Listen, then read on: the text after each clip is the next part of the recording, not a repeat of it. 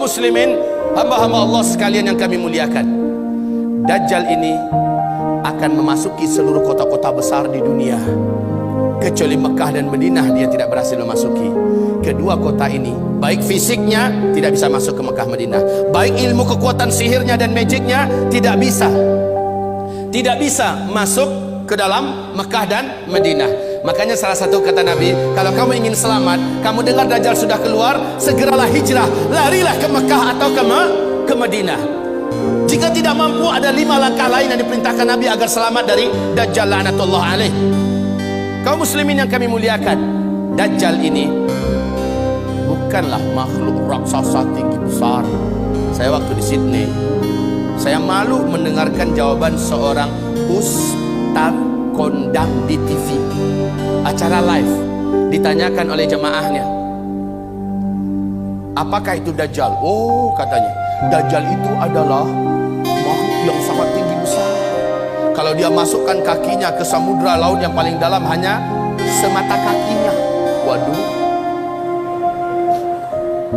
Kalau dia ngomong di timur, yang di barat mampu mendengar suaranya.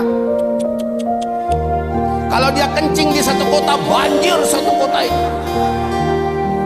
Malu saya mendengar tuh jawaban, ya Allah. Waktu SD saya sudah dengarkan kayak gitu. Lah ini ustadz level nasional loh, ngomong di TV, jawabannya kayak gitu, ngawur ngaco abis. Lalu sebenarnya Dajjal ini siapa? Rasul mengatakan dia adalah anak keturunan Adam. Tingginya seperti kamu dan lebih pendek sedikit. Mukanya bulat. Kedua bola matanya utuh ada, hanya yang sebelah kanan tertutup oleh lapisan dagingnya yang atas meleleh kemari menutupi, dan bagian tutupan ini lengket ke pipinya, dan ada bergelantungan macam jengger ayam sedikit. Kayak dahak, maaf ya, kayak orang kumpulkan dahak banyak-banyak lalu disemburkan ke mata orang ini lalu meleleh gitu. Seperti inilah melelehnya daging di atas. Ini akibat dukhan loh. Akibat dukhan, seluruh orang-orang kafir menjadi zombie-zombie berjalan, jelek-jelek semuanya. Baik kaum muslimin, kemudian kata Rasulullah, kedua bola matanya seperti mau keluar lepas dari tempatnya. Hanya karena ini sudah ketutup, nampak tonjolan itu jelas. Sementara matanya sebelah kiri sudah hampir lepas dari tempatnya. Warnanya hijau kaca. Warna kulitnya putih kemerah-merahan, putih pucat kemerah-merahan. Bibirnya tebal, rambutnya keribu. Di sela-sela rambutnya yang keribu muncul rambut-rambut lurus seperti ijuk. Lehernya agak sedikit panjang, lebih panjang daripada kita, sedikit lebih panjang. Bahunya mereng. Dadanya bidang, full daging, sekel. Rasulullah mengatakan bila ia berjalan, kamu akan melihat kedua mata kakinya saling berjauhan dan kedua jempol kakinya saling berdekatan. Udah kebayang? Seperti ini. Oh, tapi kalau ketemu orang kayak gini jangan dibilang Dajjal.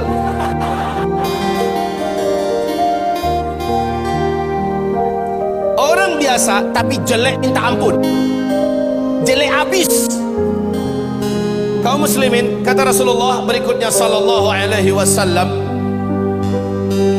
bagi orang yang beriman, yang menurut Allah imannya masih sahih, menurut Allah imannya masih benar, dia diizinkan oleh Allah mampu membaca huruf ka, fa, ra di antara kedua alis matanya. Ada tertulis ka, fa, ra, yaitu kafir. Walaupun aslinya dia nggak pandai membaca Arab, membaca Al-Quran, tapi imannya menurut Allah sahih, dia akan mampu melihat itu. Kalau sempat kepapasan beberapa papasan, dia mampu melihat kafara. Ibarat Allah yang kami muliakan, Rasulullah sallallahu alaihi wasallam bersabda, semua kemampuan yang jahat di bumi ini ada pada dia. Seluruh jin dan syaitan berkhidmat dan melayaninya menjadi pengikutnya. Coba bayangkan, dukun mana di bumi ini yang sanggup menaklukkan seluruh jin dan setan? Sementara Dajjal dengan sukarela dan senang hati seluruh jin dan setan berkhidmat kepadanya. Dalam rangka, ya awas ya, di fase keempat ini adalah fase di mana setan jin dan setan manusia bersatu memperbanyak calon penghuni neraka. Di fase keempat ini, makanya ketika Dajjal muncul, ma baina khalqi Adam ila qiyamis sa'a fitnatun akbar minad Dajjal. Sejak bumi ini Allah ciptakan, sejak Adam Allah ciptakan sampai hari kiamat, tidak ada fitnah yang lebih dahsyat, tidak ada fitnah yang lebih hebat, tidak ada fitnah yang lebih berat melebihi fitnahnya Dajjal. Maka berlindunglah kamu kepada Allah dari fitnah Masih Dajjal. Wallahi, kata Nabi, kalau saya hidup, saya yang akan membela kamu paling di depan. Tapi jika saya sudah tidak ada, setiap kamu harus bela dan jaga dirinya masing-masing. Dajjal memiliki kekuatan sihir yang tidak terbatas. Dajjal memiliki kemampuan dan hipnotis magic yang sangat-sangat berat, sehingga tidak ada yang mampu melawan Dajjal. Tidak ada. Ibarat Allah yang kami muliakan, Nabi perintahkan ketika kamu dengar Dajjal masuk ke kota-kota kamu, langsung sihirnya menyebar, yang menjadikan seluruh manusia yang juga sudah putus asa dengan beratnya beban hidup, dengan sukarela datang untuk menyongsong di mana titik Dajjal berada. Mereka berharap Dajjal bisa membagi-bagikan rezeki. Saat itu kata Rasulullah, wahai kaum lelaki, bawalah istri-istri kalian masuk ke rumah, ikat dia di dalam rumah, tambatkan dia di tiang-tiang rumah kamu. Carilah ibu-ibu kamu, bawa dia ke rumah, ikat kakinya, ikat tangannya, tambatkan dia di tiang-tiang di dalam rumah. Carilah anak-anak gadis kamu, selamatkanlah wanita-wanita kamu, karena sesungguhnya yang paling banyak sujud menyembah Dajjal ketika Dajjal masuk ke kota-kota di bumi ini adalah kaum wanita. Mereka yang paling banyak menyembah Dajjal. Dan kata Rasulullah, siapa yang sempat menyembah Dajjal, maka sampai dia menghembuskan nafas terakhirnya, dia tidak akan pernah lagi beriman kepada Allah, dan dia akan kekal di neraka selama-lamanya. Maka ibu-ibu, pantas kalau Nabi memperingatkan umatnya berulang-ulang, berlindunglah dari Dajjal, berlindunglah dari Dajjal, berlindunglah dari Dajjal. Seluruh dukun satu bumi, seluruh ahli-ahli sihir satu bumi akan sujud menyembah Dajjal.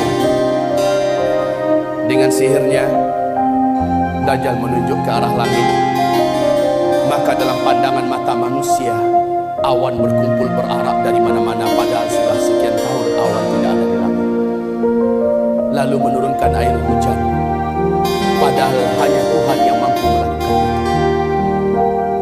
Dengan telunjuknya, Dajjal menunjuk ke arah tanah yang gersang dan tandus. Tanah itu seperti memperlihatkan rumput-rumput hijau pun muncul, air sungai mengalir. Dengan sihirnya Dajjal, dia menunjuk ke arah kuburan yang ada. Maka seluruh yang pernah mati dan ada di kuburan itu bangkit, hidup dalam keadaan utuh, manusia yang utuh seperti masih hidup dulu. Dan langsung berjumpa sang ayah dengan anak, anakku, mak dengan anak, anakku, suami dengan istri, istriku. Padahal mereka sudah mati.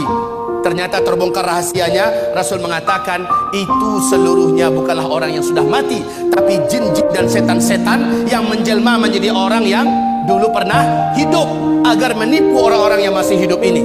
Lalu mereka berkata, inilah Tuhan kita yang telah menghidupkan kami kembali.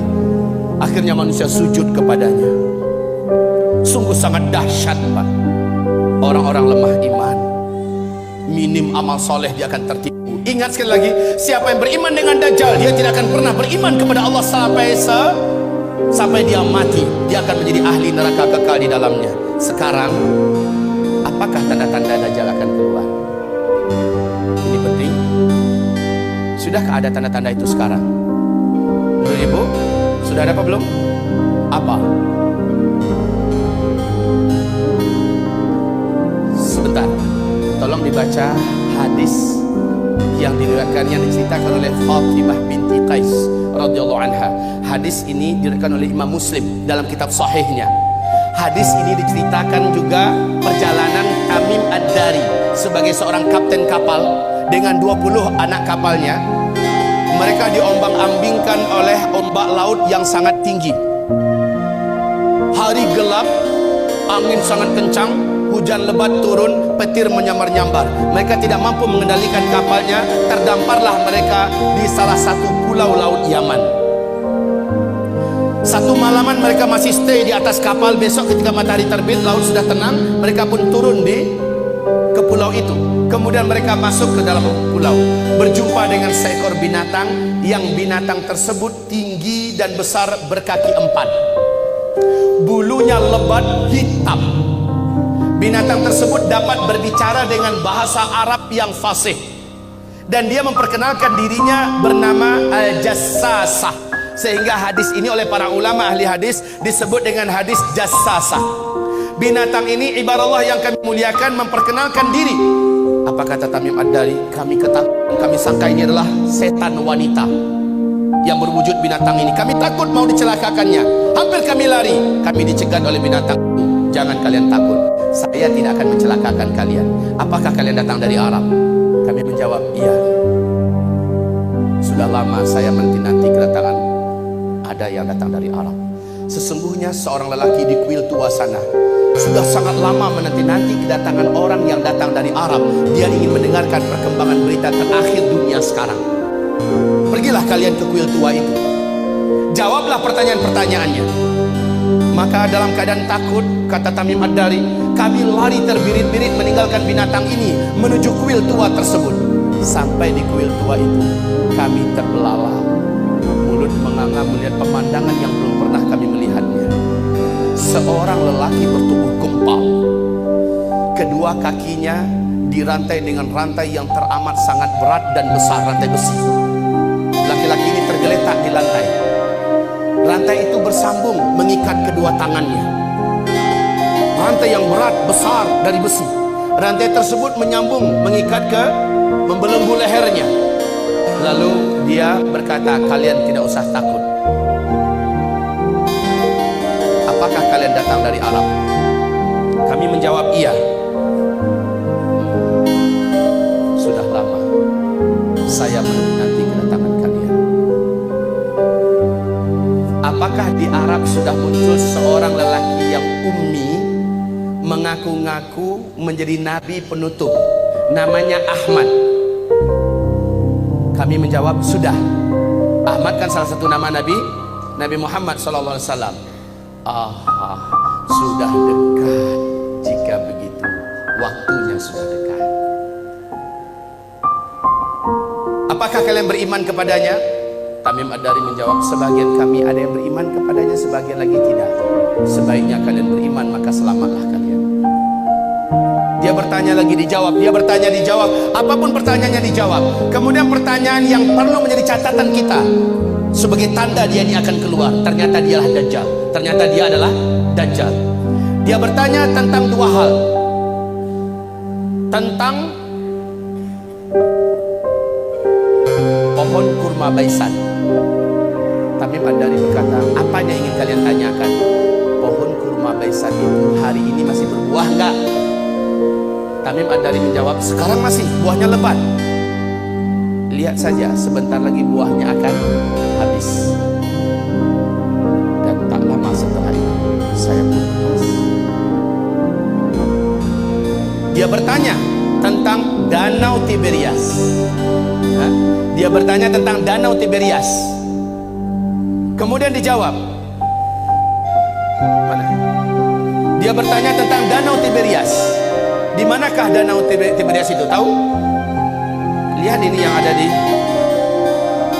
di lembaran, yang ada di bawah.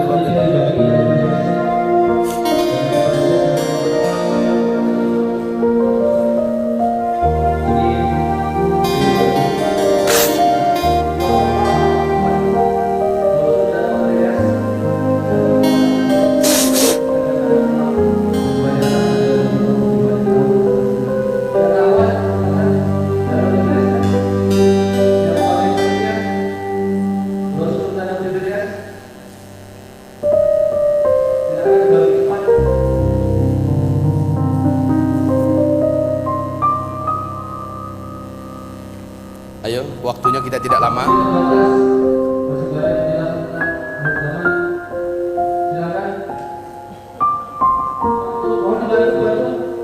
Terus jawaban belakang.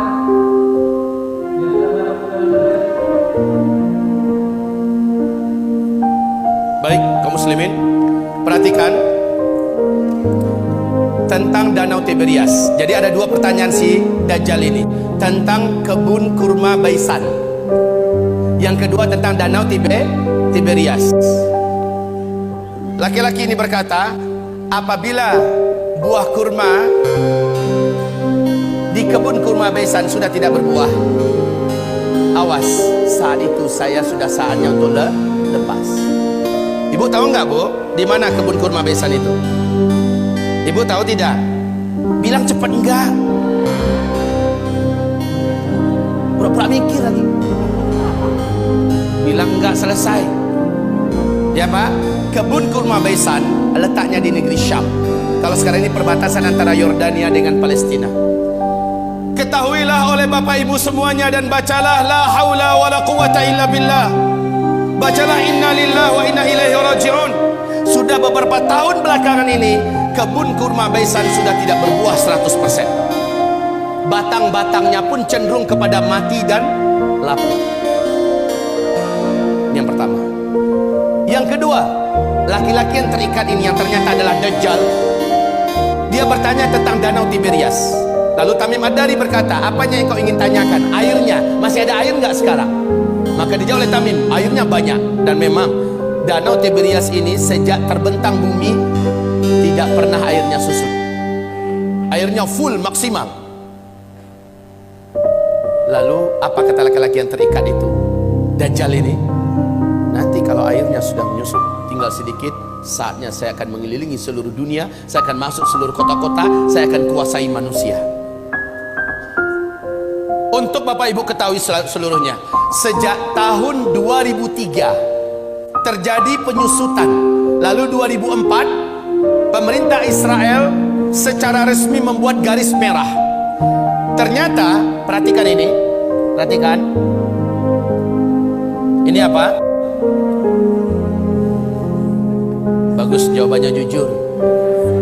Ini garis. Kalau ada bilang ini danau terlalu. Ini adalah garis dari permukaan Danau Tiberias, ya. Nah, ini dasarnya.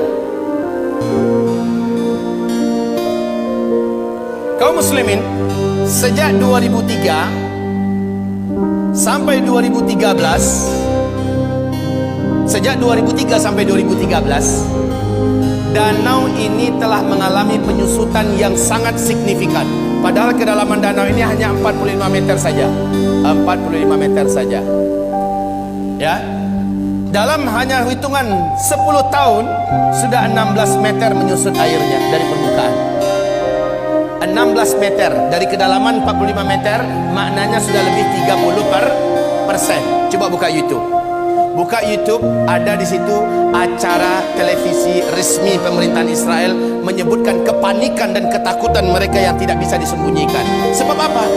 Ini danau, airnya sumber air satu-satunya bangsa Yahudi di Israel. Mereka nggak punya sungai, mereka nggak punya mata air yang lain, cuma ini. Di sini untuk air minum, air cocok tanam, air mandi, segala-galanya dari sini sumbernya.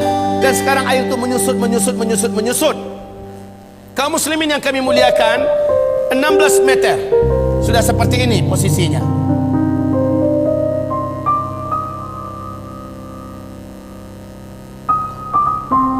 Tahun 2015 akhir 2015, bahagian yang paling menonjol dari danau ini sudah muncul seperti pulau-pulau kecil. Kelihatan seperti pulau-pulau kecil di atas permukaan danau.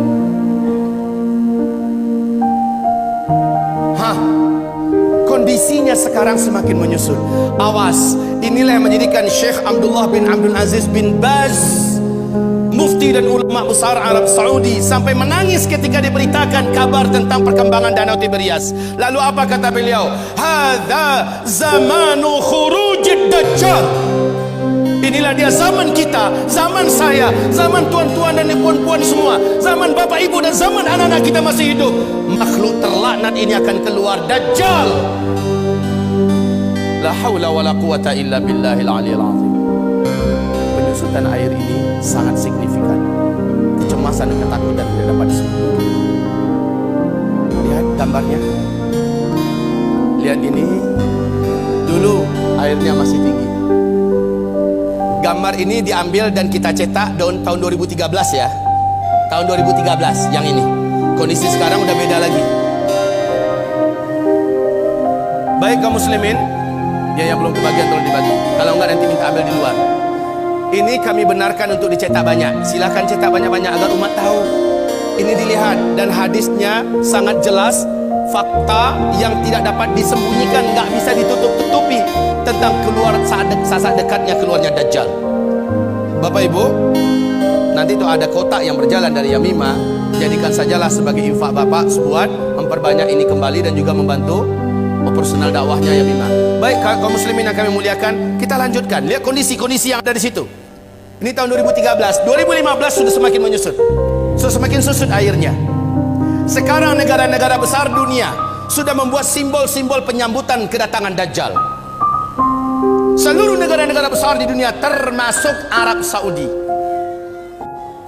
Lihat, Arab Saudi di Madinah, luar kota Madinah, sudah membangun istana kerajaan di satu bukit di luar kota Madinah. Ada yang tahu? Ada yang pergi umrah, pergi haji? Lihat di sana. Dan kata Rasulullah, Dajjal nanti akan naik ketika dia tidak berhasil masuk Mekah, nggak berhasil masuk Madinah. Dia naik ke atas salah satu bukit yang disebut dengan Bukit Khabisha atau Bukit Ba'guk, Bukit Garam. Para ulama sekarang dan orang-orang kota Madinah menyebutnya dengan Bukit Dajjal.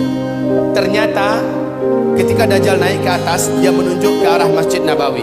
Dia berkata itu adalah istana putihnya si Ahmad.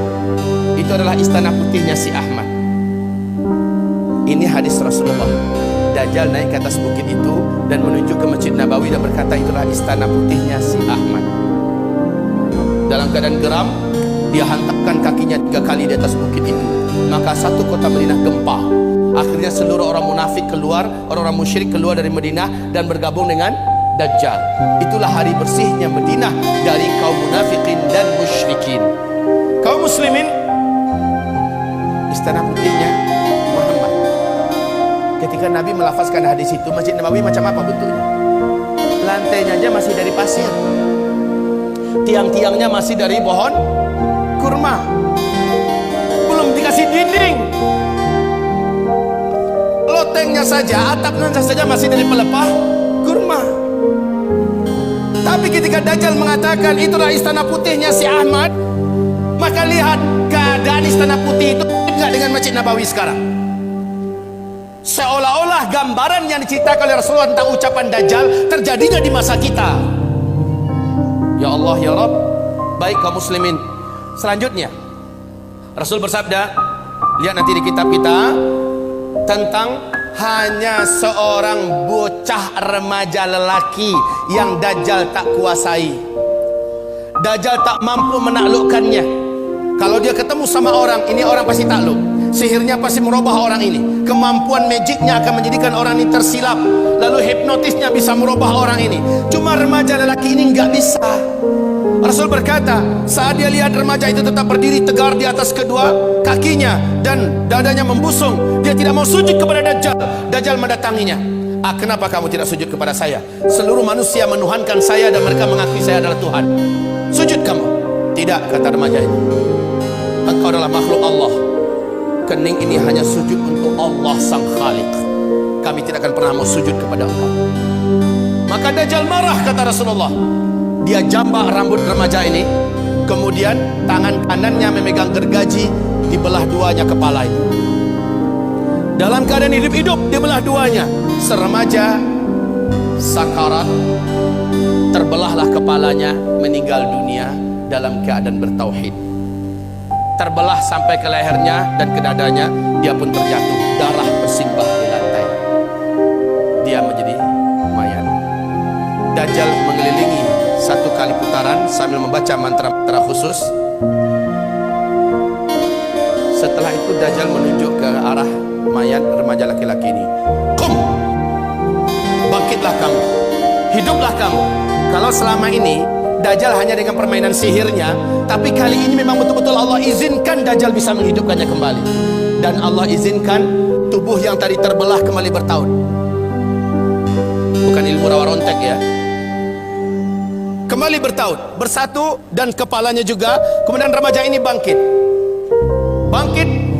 Darah yang tadi di lantai masih bergenang.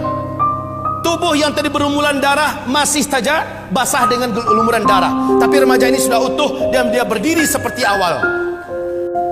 Dajjal bertepuk dada dengan sangat bangga memperlihatkan kepada pengikutnya, kalian lihat semua, saya sudah matikan dia dan saya sudah hidupkan di depan mata kalian semua.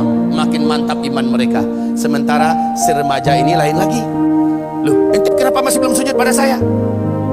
Saya sudah buktikan pada ente, saya adalah Tuhan ente. Sujud, kata Dajjal. Sorry Jal,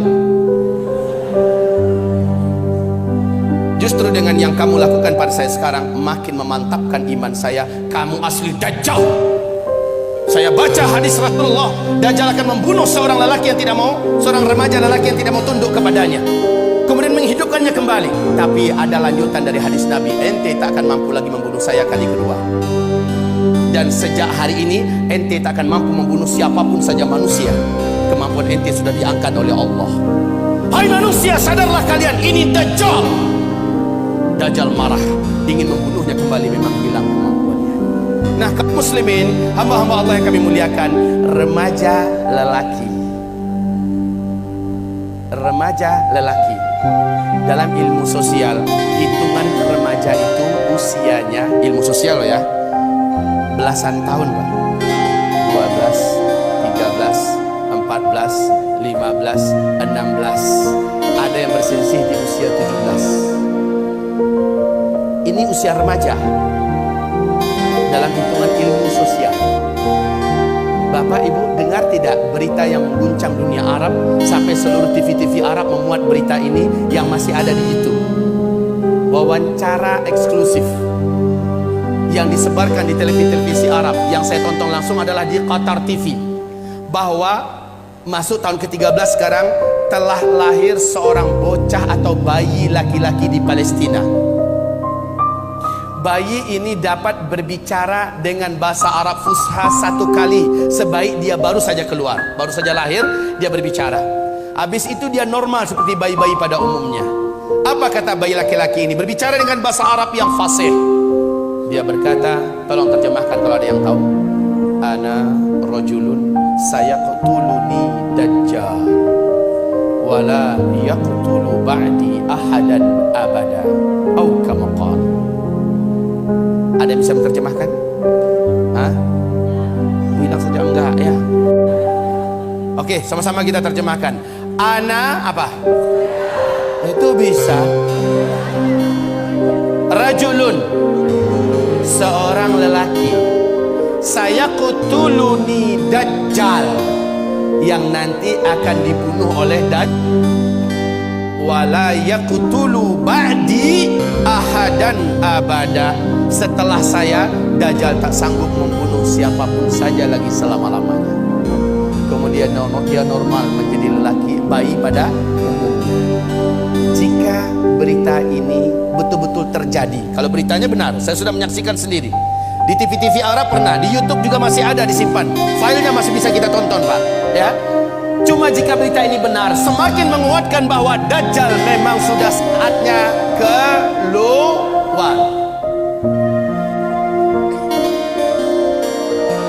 Yang sangat menakjubkan, Dajjal nanti akan keluar, kata Rasulullah SAW, di tengah-tengah kaum Yahudi Asbahan. Asbahan ini di mana? Iran. Asbahan ini adalah Iran. Dajjal akan keluar di tengah-tengah Yahudi Asbahan, dan bersamanya ada 70.000 tentara elitnya Dajjal dari Yahudi Asbahan. Berita untuk Bapak Ibu semua sekarang terbaru bahwa di Asbahan sudah terkumpul 70 lelaki yang tegap-tegap muda-muda dengan pakaian khas Yahudi, dan mereka sudah membuat senjata-senjata manual dari besi-besi terbaik di dunia berjumlah 70.000 orang. Kondisi ini makin menguatkan keyakinan kita memang Dajjal sudah sangat dekat. Oke, kalau berita tentang bayi yang di Palestina bisa jadi itu di karang-karang, anggaplah, walaupun ini yang diwawancarai adalah tokoh-tokoh masyarakat Palestina, para masyayikh, syekh-syekh, orang-orang tua di sana, ditanya mereka seluruhnya, mereka membenarkan kejadian itu, dan bayi ini disembunyikan, disimpan, dan sekarang usianya berarti sudah belasan tahun. Jika ini hak, jika ini benar, maka semakin menguatkan. Jika ini bohong, palsu, bisa jadi, ya, bisa jadi ini dikarang-karang. Tapi siapa yang dapat menyembunyikan fakta Danau Tiberias? Apa yang dapat menyembunyikan dan menutup-nutupi fakta mengeringnya Danau Tiberias di Israel hari ini? Siapa yang dapat menyembunyikan fakta berhentinya berbuah kebun kurma Baisan yang selama ini tidak pernah berhenti berbuah? Hari ini sudah. Subhanallah. Kaum muslimin, sangat dekat Dajjal ini akan keluar. Dajjal berapa lama? Enggak lama. Kata Rasulullah hanya 40 hari. Setelah dia lepas, dia hanya berumur 40 hari. Satu harinya yang pertama kamu hitung 1 tahun. Satu hari kedua kamu hitung 1 bulan. Satu hari ketiga kamu hitung 1 minggu. Hari-hari yang tersisa yaitu 37 sama dengan hari-hari kamu biasa. Maka kalau di total setahun 2 bulan 2 minggu saja, Dajjal pun habis. Siapa yang menghabisinya? Inilah tanda besar kiamat yang ketiga. Jadi sangat dekat ya. Dajjal itu hanya sebentar. Yang ketiga adalah turunnya Nabi Isa alaihi salam. Turunnya Nabi Isa alaihi salam. Di mana turunnya? Di Suriah, di Damaskus, di Masjid Putih yang ada menara putihnya. Dan menurut Syekh Al-Hafiz Ibnu Katsir, dianya adalah di Masjid Jami' Amawi, masjid peninggalan dinasti Bani Amawiyah yang ada menara putihnya, dan itu di Damaskus. Masjid itu sampai hari ini masih utuh, menaranya masih oke. Allahu Akbar. Jadi Nabi Isa turun nanti di Masjid Jami' Amawi, bukan Isa Habibullah yang di Jombang. Ngaku-ngaku Nabi Isa. Kalau ngaku Nabi Isa, tolong suruh cari Dajjal. Karena kerjaan Isa yang pertama membunuh Dajjal. Nah ini kaum muslimin, ketika Isa turun, khalas. Perlu diingat, Al-Mahdi terkepung. Al-Mahdi itu, ini Al-Mahdi kan menjadi raja, menjadi khalifah di sini. Dia keluar setelah Dukhan. Ini Al-Mahdi. Dari sini Al-Mahdi menyatukan dan memimpin seluruh umat Islam sedunia menghadapi hari-hari berat sampai dia ditolong dan dikuatkan oleh Isa alaihissalam. Lalu setelah melewati fase tanda besar kiamat yang keempat, masuklah masa-masa aman. Al-Mahdi menjadi khalifah di sini. Jadi kaum muslimin yang kami muliakan, Al-Mahdi sedang dikepung oleh Dajjal. Dajjal sudah selesai menaklukkan seluruh dunia. Dajjal sudah selesai memurtadkan banyak manusia. Dajjal ibadallah yang kemudian mengepung Al-Mahdi. Al-Mahdi sudah berhari-hari dengan orang-orang beriman terkepung. Dajjal dengan bala tentaranya di luar dah siap untuk mencincang Al-Mahdi dan orang-orang beriman yang ada bersama Al-Mahdi. Isa turun di waktu subuh. Saat itu kumandang azan dan udah qamat, Al-Mahdi maju ke depan. Tiba-tiba seluruh mata tertatap ke arah langit. Satu titik cahaya yang indah turun. 2 malaikat dengan bersayap sedang turun di tengah-tengahnya Nabi Isa. Dan Nabi Isa meletakkan kedua telapak tangannya di atas bahu masing-masing. Turun dengan indahnya. Rambut Isa sebahu panjangnya, seperti orang baru mandi basah. Menetes-netes kelihatan. Wajahnya sangat rupawan dan sangat membuat orang jatuh cinta. Isa sangat indah. Turun. Ketika Isa turun, 2 malaikat kembali naik. Al-Mahdi langsung mundur mempersilahkan Nabi Isa untuk menjadi imam sholat subuh. Isa menolak. Tidak, iqamat tadi untuk engkau. Sekarang adalah masanya engkau memimpin. Saya hanya pendamping engkau. Majulah, imamlah. Al-Mahdi pun menjadi imam. Selepas sholat subuh, mereka berzikir. Saat matahari terbit, gerbang masjid dihancurkan oleh Dajjal. Dajjal dengan penuh sombong dan angkuh dengan bala tentaranya yang elit sudah siap untuk menghabisi orang iman yang ada di dalam. Tapi sayang, yang paling ditakutkan oleh Dajjal sudah turun. Nabi Isa berdiri langsung berhadap-hadapan 2 tokoh legendaris akhir zaman ini. Isa melihat Dajjal, Dajjal melihat kepada Isa, melulung Dajjal di tempat. Melulung kesakitan seperti orang sakaratul maut. Sebab apa? Ada kekuatan yang diberikan oleh Allah kepada Isa yang menyebabkan Dajjal tidak mampu bertahan. Dajjal meleleh, kata Rasulullah, seperti melelehnya garam yang dimasukkan ke dalam air yang panas. Wallahi kata Rasulullah, kalau Dajjal bertahan di tempat berdirinya, pasti dia sudah akan menjadi cairan di lantai. Tapi Dajjal langsung lari dengan kekuatan yang dimilikinya, langsung menghilang. Tapi qadarullah, Isa Allah berikan kemampuan di atas Dajjal. Di mana saja Dajjal lari, kemana saja Isa udah nunggu di situ. Hah? Mau kemana boy? Lari kemana saja udah ditunggu oleh Nabi Isa. Terakhir di pintu Lut Dajjal dibunuh oleh Isa. Pintu Lut ini di Palestina, ya, di Palestina. Saat Dajjal muncul di pintu Lut di Palestina, saat itulah Isa menghunjamkan tombak yang ada di tangannya. Jeritan kematian Dajjal terdengar di santero bumi. Setelah itu darah Dajjal dinampakkan kepada Al-Mahdi dan orang beriman serta orang Yahudi melihat Isa mengangkat tombak itu tinggi-tinggi. Dajjal sudah mampus. Orang beriman bertakbir, Allahu Akbar, Allahu Akbar. Orang Yahudi yang ada lepaskan senjata-senjata mereka. Seluruhnya udah senjata manual ya. Ingat saat kejadian Dukhon sampai ke sini sudah manusia udah gak ada teknologi. Orang udah kembali kepada zaman manual. Baik kaum muslimin yang kami muliakan, akhirnya Yahudi lari kemana-mana, sembunyi menyelamatkan nyawa di mana-mana. Alam ketika itu sudah Allah izinkan berbicara. Lobang tempat Yahudi bersembunyi berbicara, hai muslim, sini ada Yahudi sembunyi di dalam lubang saya nih, sini tangkap dia, uqtulhu, bunuh dia. Kalau kata orang Curug Bengkulu, konoh. Kalau kata orang Minang, dabiahnya, habisin. Sembunyi di balik tembok, tembok bicara, beritahu di mana orang Yahudi. Sembunyi di balik pohon, pohon bicara, ya muslim ta'al hadha yahudiyun warai ta'ala faqtulhu, bunuh dia. Illal gharqad, kecuali pohon gharqad, fa innaha syajarul yahud, sesungguhnya gharqad adalah pohonnya Yahudi. Hanya pohon gharqad yang diam. Ternyata lebih 12 tahun yang lalu, hampir masuk tahun 13 sekarang, Rabi Yahudi telah mewajibkan Perdana Menteri yang menjabat Perdana Menteri di Israel wajib menanam pohon gharqad. 2 juta batang pohon star dimulai ditanam di Israel. Hari ini pohon-pohon gharqad sudah setinggi 16 meter, 14 meter.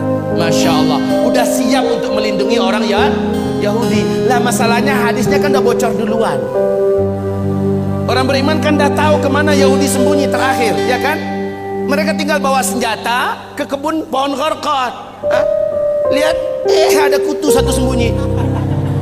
Ceklek mati. Kemana-mana sembunyi Yahudi, habis Yahudi, habis. Isa langsung mengumumkan salib adalah batil. Maka orang-orang Nasrani berbondong-bondong masuk Islam. Terjadilah tanda besar kiamat yang keempat. Langsung lepasnya bangsa paling kejam, paling buas, paling brutal, paling jahat tak terkalahkan, dan jumlah mereka menyelimuti seluruh permukaan bumi. Ya'juj dan Ma'juj. Jumlah mereka kata Rasulullah dalam 1000 manusia. Apa? Mau lepas jantung saya 10 menit lagi.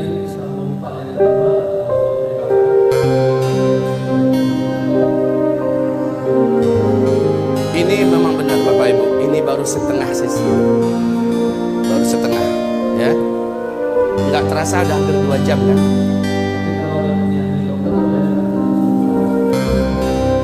Baik Bapak Ibu yang kami muliakan, kita lanjutkan. Kita nikmati yang 10 menit ini.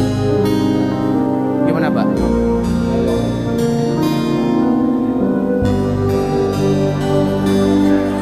Gak usah.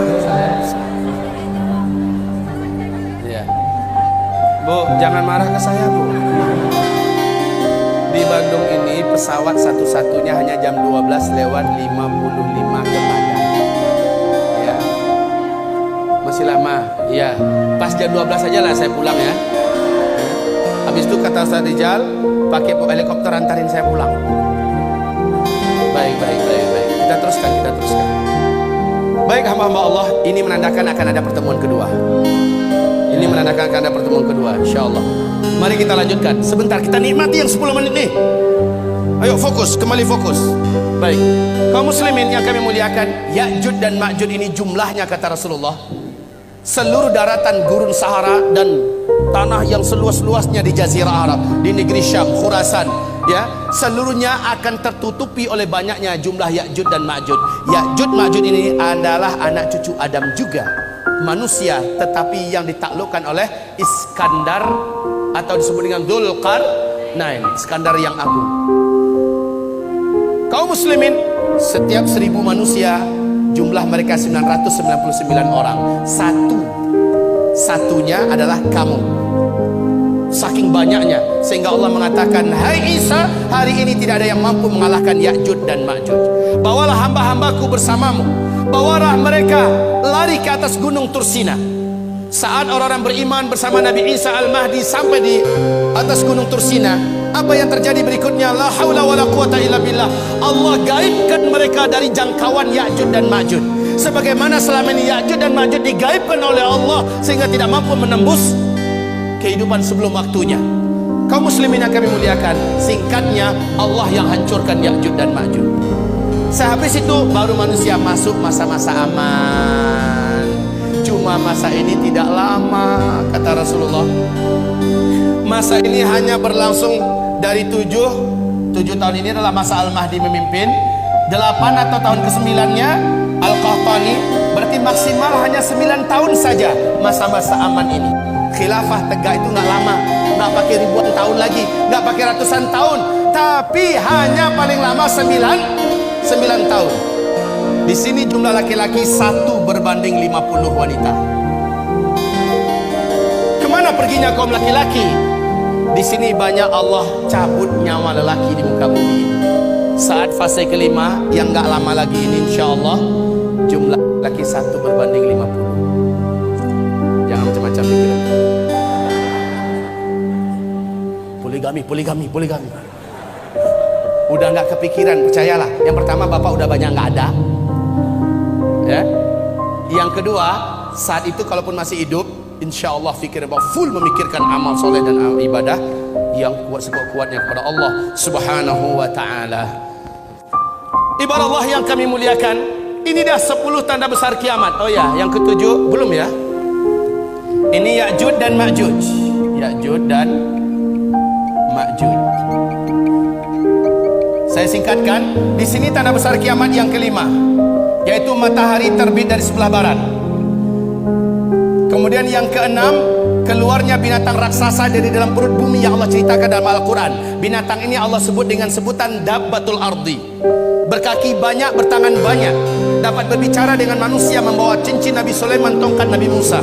Binatang ini muncul di 3 tempat yang berbeda di muka bumi di waktu yang berbeda-beda, memberi tanda kepada manusia yang masih hidup. Yang beriman akan dibuatnya bercahaya bersih wajahnya dan terang benderang. Sementara orang kafir dibuatnya wajahnya menjadi gelap, hitam dan buruk rupanya. Lalu kemudian binatang itu kembali tenggelam.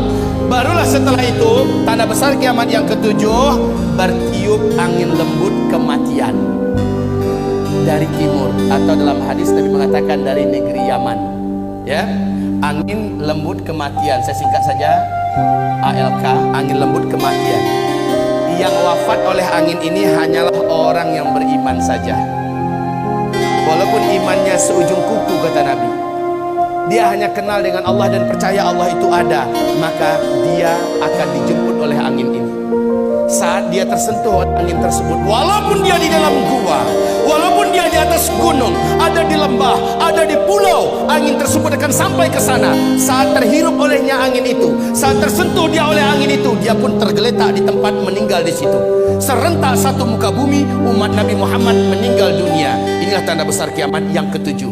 Tanda besar kiamat yang ke-8, 9, 10, insya Allah sudah tidak ada lagi orang Islam yang menyaksikannya. Maknanya kiamat besar, kehancuran alam semesta tidak akan pernah disaksikan oleh umat Islam. Alhamdulillah, kecuali orang Islam yang gagal menyelamatkan imannya ketika Dajjal keluar. Peluang ini akan ditemukan, mungkin ada. Apa tanda besar kiamat yang ke-8? Yaitu tenggelamnya seluruh daratan bumi di sebelah timur. Australia, New Zealand, Indonesia, Malaysia, Brunei, Singapura, Thailand, Filipina, Jepang, China, India, Pakistan, yang seluruh negeri Asia Tengah, bahkan Rusia, tenggelam seluruhnya masuk ke dalam bumi. Tanda besar kiamat yang ke-9 langsung menyusul. Seluruh daratan bumi sebelah barat tenggelam masuk ke dalam laut. yaitu Brasilia, Amerika Serikat seluruhnya, Afrika, Eropa, ya, seluruhnya, Suriname tenggelam masuk ke dalam laut. Yang tersisa adalah satu ketul bumi, ya. Yang tersisa adalah satu daratan bumi yang ada di Timur Tengah. Nah, inilah dia, Jazirah Arab dengan Syam. Hanya ini yang tersisa. Jazirah Arab ini adalah Yaman. Ini adalah Yaman, daratan paling bawahnya. Kata Rasulullah, tanda besar kiamat yang ke-10 adalah dari daratan negeri Yaman, dari dalam perut buminya muncul api yang teramat sangat besar dan kuat, panas setinggi-tinggi gunung, dan paling rendah itu setinggi bukit. Api ini muncul yang menyebabkan orang-orang yang masih hidup di daerah ini kepanasan, dan seolah api ini akan mengejar mereka. Mereka lari sekencang-kencangnya menuju ke Syam. Saat seluruh manusia sudah bersatu dan berkumpul seluruhnya di negeri Syam, barulah malaikat Israfil meniup sangkakala yang pertama. Kiamat besar dimulai. Untuk pemberitahuan kepada Bapak Ibu, buka YouTube, lihat di Yaman hari ini sudah ada satu fenomena alam yang menakjubkan dan menakutkan. Sudah ada satu kawasan area yang panas seperti di seperti lumpur Sidoarjo. Panas, tapi bukan lumpur yang keluar. Saat didekati oleh para pakar dan ahli bumi, ditemukan banyak lubang-lubang dan rekahan tanah. Dilihat dari dekat, ternyata di dalam lubang itu ditemukan gelombang tekanan api yang lahap-melahap antar sesuatu dengan yang lain. Sudah mulai Allah lakukan start pemanasan. Isyarat bagi manusia udah dekat loh.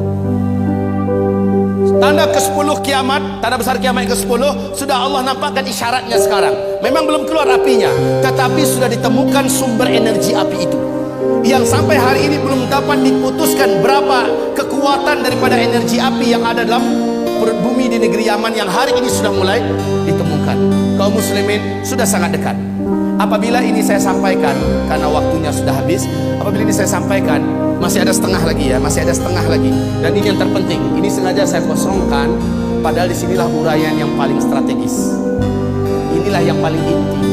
Saya berharap jika umur kita tidak panjang, ini ada kaset di luar, bisa dilihat.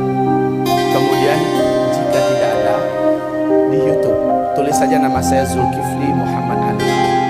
Tapi ya, sengatan dan energi yang mengalir ketika mendengar langsung macam ini beda dengan nonton YouTube. Setidaknya saya bersyukur pada Allah, sudah banyak yang Allah turunkan hidayah ke hatinya selepas mendengarkan ini. Sudah banyak yang mengalami perubahan, baik remaja, lelaki, wanita, tua, muda, banyak yang telah diberi oleh Allah hidayah.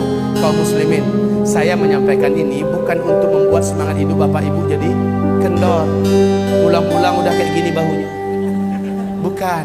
Saya ingin setelah mendengarkan ini bersikaplah seperti para sahabat.